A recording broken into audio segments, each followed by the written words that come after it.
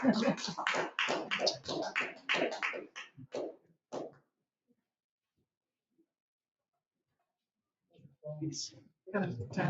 you. Nick, alcoholic. Hey, Nick. First, Ben, thank you.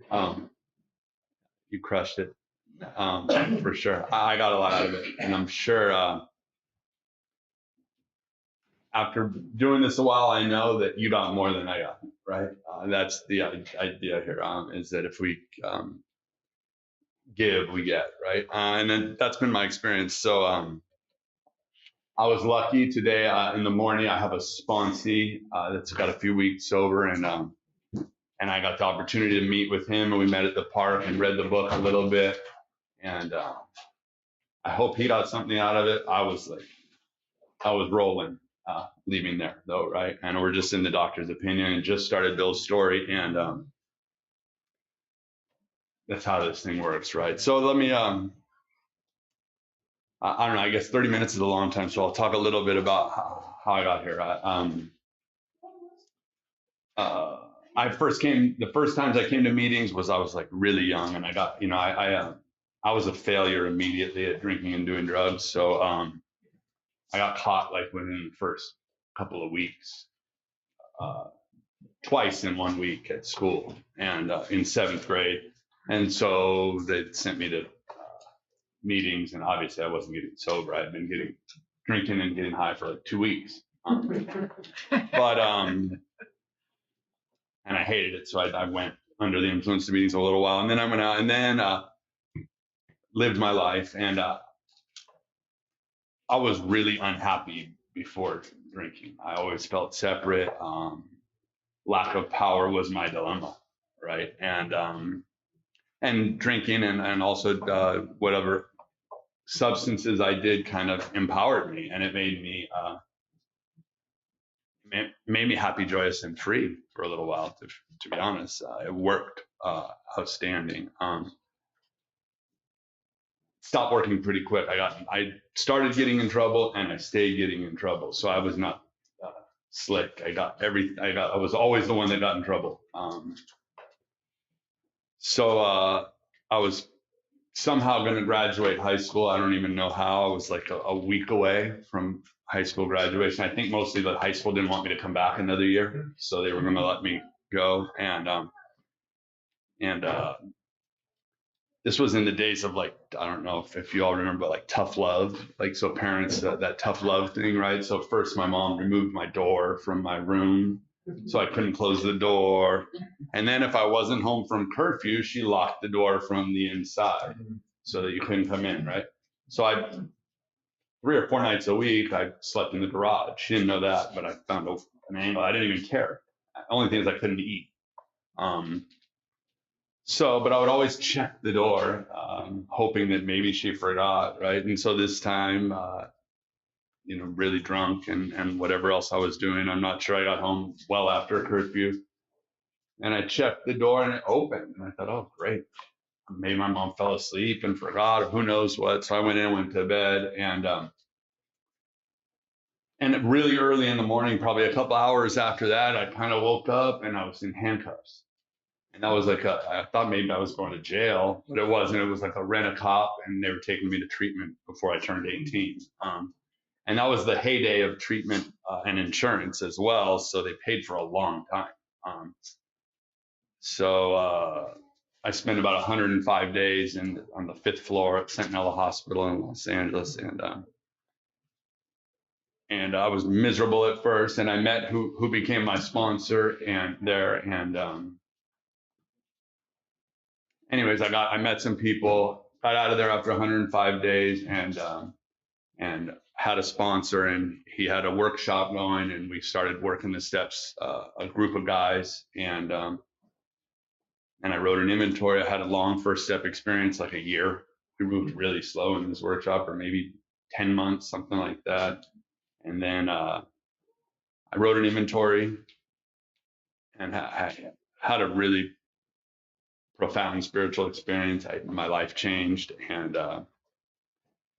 I got to amends, and I did, probably 8 amends, and and something happened. I went a couple weeks without making an amends, and I decided that I really liked the fellowship and the people that I met here in AA, but I'm 19 years old and I don't need to be making all these amends. And so I said, no more amends. And 30 days to the day after that, I found myself, funny that you said like drinking in the car, but this was after being sober, right?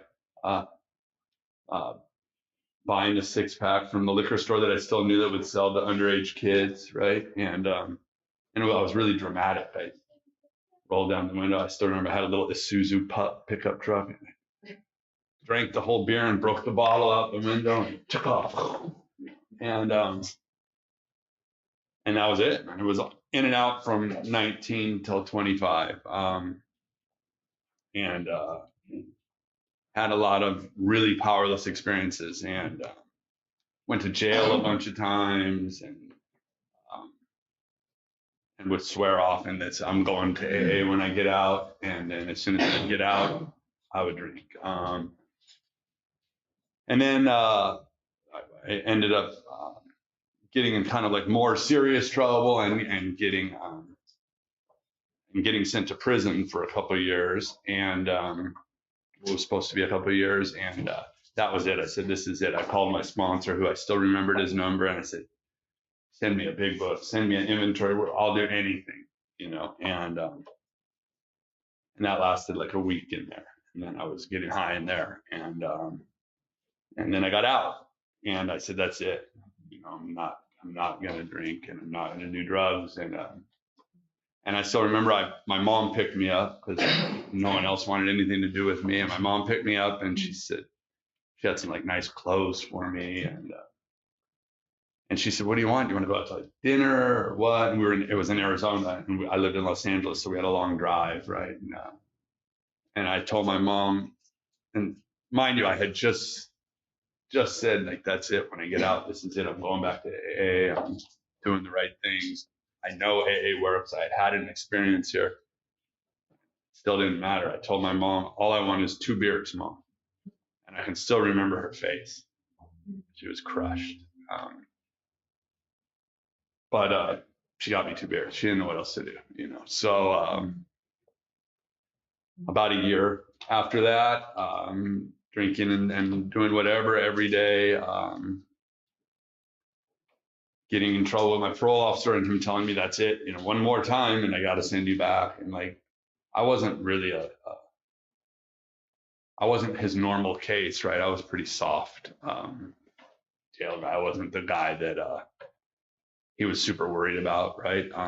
But he said, I'm going to have to send you back. If you get in trouble one more time, I still couldn't do it. And so I was working like 1 or 2 days a week with this guy that I knew. And his dad was diagnosed with terminal cancer. And he was an alcoholic and a drug addict, too, a really good friend of mine. And he dropped me off at home, which was Mom's house. And he went and someone took him to a meeting. And then he picked me up the next day to go work. And he told me, I went to a meeting. I'm sober now. I said, Ryan, that's ridiculous. I tried to talk him out of it because I didn't want to get sober, right? I didn't want to feel that pressure of it, knowing that it worked. And anyways, 5 days in a row, he picked me up on this little part-time job. And I drank and did drugs after work every day and during work every day. And on the 5th day, I said, all right, take me to a meeting. And I went to a meeting, and then I went and my sponsor, who I had met, you know, when I was 17 years old, 8 years earlier, he still had the same phone number. And so I went to a meeting and I forget what night of the week it was, but I called him the next morning and I told him, hey, I went to a meeting, and he said, oh, we have a workshop tonight. You should come to workshop. And I did. Let me back up a little bit. That same sponsor, my mom knew that sponsor, and I got really sick when I was out there. I was like 150 pounds and I looked bad. And my mom called him one time and she said, I don't know what's going on, Gary, but is Nick going to die? And Gary told the truth. He said, he might die. And my mom told me that. And I was like, oh, great. So I called Gary and I told him, don't ever effing talk to my mom, you mother effer. I'll burn your house down, whatever kind of stuff I said, right? But Gary was still there for me, is my point. So I called him and I went to this workshop, and lo and behold, they were in amends in this workshop. And I walked in and I said, oh my God. And so I sat in this workshop, kind of shook up, a lot shook up, not kind of shook up. And after workshop, I hung out and I talked to Gary, and it was crystal clear that I had to make amends, like right then. And so Gary gave me an amends format, and we sat down and we wrote out an amends, not one to my mom, or, not that any are not serious, but it was one that was one that I couldn't mess up too bad, right? Being that new. And I made an amends, and I just kind of joined workshop at that point, and it wasn't too far. So I probably did about, 5 or 6 amends, and then we moved on to the 10th step and 11, and then we started right over in the first step. And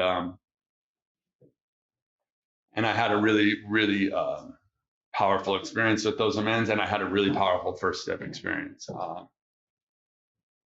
I did have a powerful first step experience the first time, but what I proved to myself is that that action is it, right? I can know what works, and I can know that I need to work these steps and do the right things, and it's almost worse than not knowing if I'm not doing it. That's been my experience. So I worked the first step, and I was able to find the times, we were talking about this morning, find the times when I didn't want to get totally drunk, and I couldn't stop, when the craving took over. And I was able to talk myself into that. I decided I wanted to get shit-faced. Right. That's what I didn't want to at first. I know I was with family or whatever it was, but I made a decision. But through going through the book really slow, this workshop, we moved really slow. Sometimes we would do 1 paragraph in a week, sometimes 2. If we did 3, it was a lot. And I was able to, Gary, who was my sponsor at the time, said, let's just find one time when you decided you weren't going to get drunk and the craving kicked in. And then we found that. And since then they were all the time, right? But somehow my ego was able to block that out. And the book talks about that never happens to normal people. And that was kind of like a relief, right? To know that's just what I am. I'm an alcoholic and I have the craving. So then crazy part, I was talking about this with gentlemen this morning, is then how could I drink again if I'm totally clear on that? And I've had some spiritual experiences, which I did in amends. I also knew that I was going to drink again. It was clear, right? Like I didn't know when, but I knew I was going to drink again. And so knowing that, right, was a real good motivator to do the second and third step and be willing to write an inventory again. And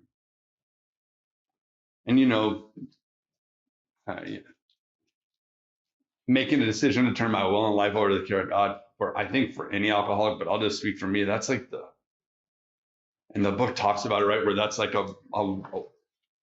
die or get spiritual. I mean, that's, I'm paraphrasing, but die or get spiritual, what's worse, right? And this alcoholic, that's a real thing, right? Like, I'm not sure what's worse, to be humbled and know that there's a power greater than me, or die a horrible alcoholic death. It's not an easy decision. It should be, but it's not. But I had a solid enough first step experience to say the third step prayer, and I remember it was an all guys workshop. At this point, it was on Friday nights, and it was all pretty much young guys, like,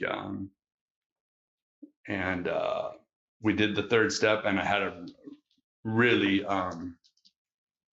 we all had a really powerful experience. You could feel the presence of something other than us, something that you couldn't see. And it was interesting, like, kind of part of me was like, boy, I should need to like hold on to this, right? It's like I should go home and hide in the room and continue on with this feeling. And someone said we should go to a meeting after our workshop. And so the group of us went to a meeting, and I'm sure we all sounded real preachy at this meeting. So we were fired up.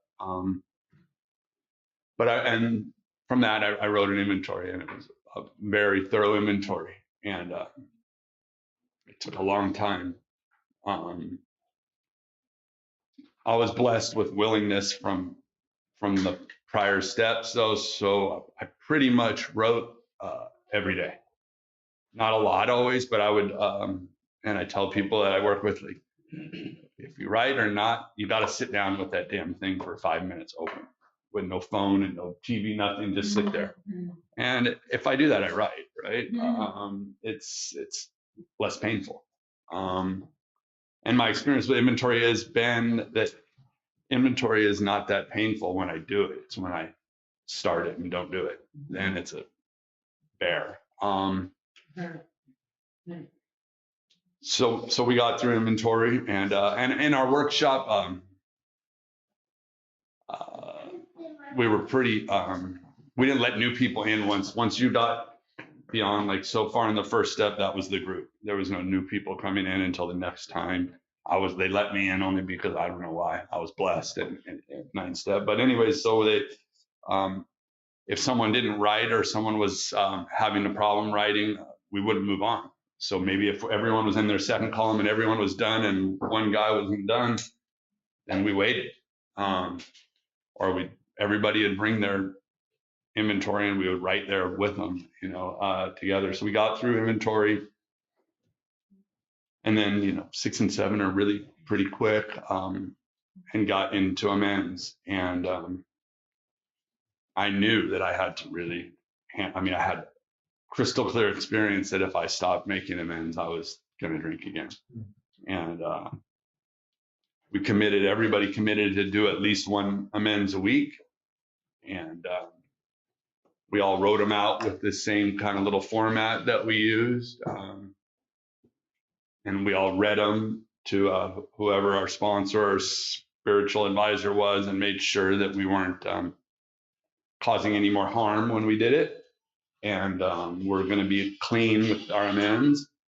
And we did it. And we were probably there for, I don't know, around 12 weeks in amends.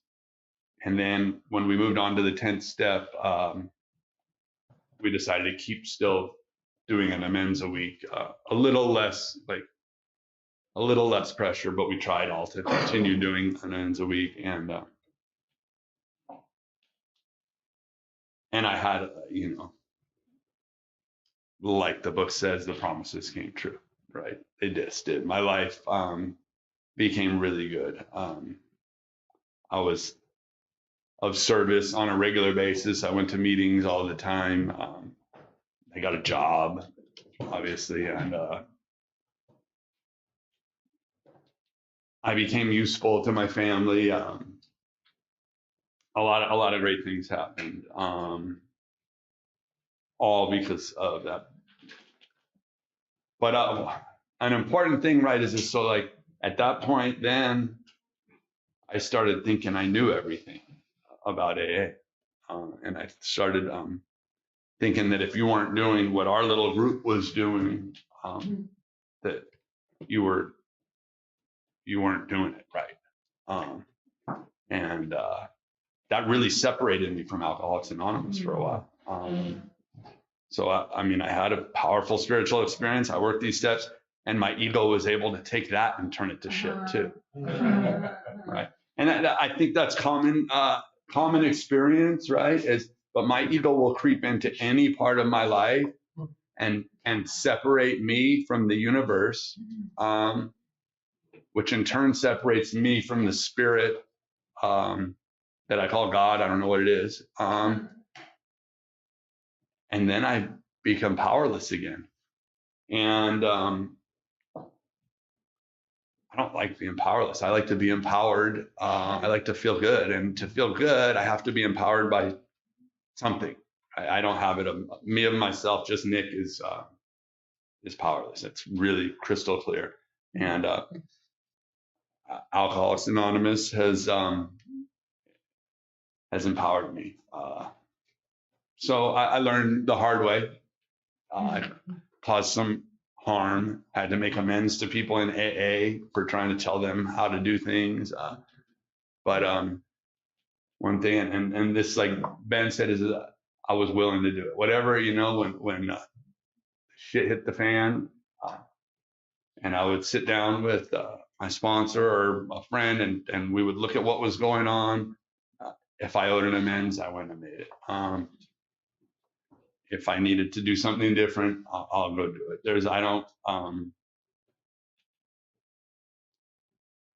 If it's being right or being free, let me be wrong and let me be free. So out of all that, right? So like I was a kind of a jailbird, alcoholic, loser, right? And at like 5 years sober, we went to this. I went to this third step meeting every Monday night. Religiously, it was a great meeting. And it started off kind of like you guys do with a little meditation. It was a really old meeting. It was in Manhattan Beach. And it started off with a little meditation, and then it was candle lit, very spiritual. And it was a great meeting. And I met a woman there who ended up becoming my wife, and we have 3 kids, right? So like all these things. And I have I had no kind of job skills. I really didn't work till I was 25. I mean, like, maybe troubling a little bit for somebody or like whatever, but no real skills. And I still don't have a lot of skills, but I've able to, support my family, which is a miracle. And like my family, so I went from the one in my family, right? Meaning like my mom, sister, the one that like they couldn't leave alone in the house, to the one now that like it seems like when the shit hits the fan in the family, they call me, which is that's amazing, right? It's amazing that but that's the type of things that can happen in Alcoholics Anonymous. It's like we can be I'm not religious, but like reborn, right? Like I mean, it's just a whole I am not the person I was before getting sober and working these steps and listening to people like you guys and doing what you all do and what you all say. And it's a real blessing, this program. It's amazing. And we were talking this morning about like the impact. So the impact AA's had on my life is obviously huge. But then I look at like the impact, and Steve was talking about this man that passed away and all the people that he sponsored, but the impact AA's had on like the world is I'm hard pressed to find something that's done more, and not only for us, but for all the people that we touch, for our families, for our employers, for our kids. Very, very powerful. And I don't take it for granted still at all. So I don't, again, like you, I don't say no, right? If someone asks me, I say yes. I kind of trained myself to just say yes before I think about it, because I can tell myself a bunch of reasons why I can't do that. But it's more effective, right? I mean, I am able to get more done. If I get my butt up early and go to the meeting, I'm better at my work. I'm a better dad. 5 minutes left. I'm going to say, so I have 3 kids that I had since I got sober, and 2 of them are twins, and they're 18 now, and they're going away to college in a couple months, 3 months. And I never went to, that's not true. I went to college like 8 times, but I never finished a class in college. Bought a lot of books and sold them back for half price. And then I got these kids, going to college. And yesterday, these boys, it was a mother-son brunch, and at their school, and they got chosen. I get emotional here, but I'm trying not to. They got chosen to speak, in front of all the moms, and back up. But when I met my wife, we got got married, tried to have kids, couldn't have kids. Tried, and she just couldn't get pregnant. And so we went to like a doctor, and that's how we got pregnant, was through the doctor.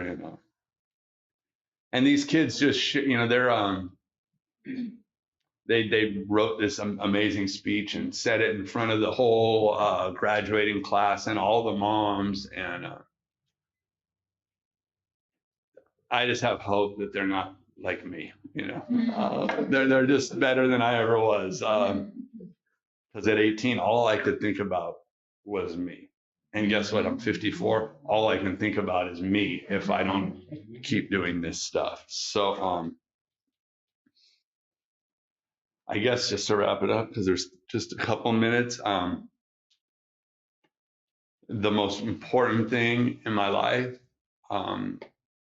is my relationship with what I call God. And the only way I can have that is coming to meetings with you guys and practicing these principles and working these steps and giving back. And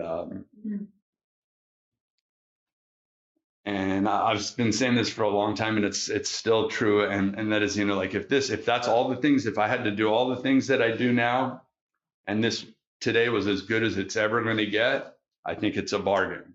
I would do it until I die. But I've been saying that because I heard it from someone else here probably 25 years, and it keeps getting better. It keeps getting better. And I believe that this is, it's not like drink and drug, right? Where you hit a max. I think that the amount of power that we can get from this, and the freedom that we can get from this is you can't measure it. It's never there's no cap. It can just keep coming more and more and more. And with that, I'm going to keep doing it, more and more and more. There's nothing more important in my life than this. And what it's given me is a life beyond my wildest dreams. So I think we're about there. So I'm going to wrap it up. Thank you guys very much.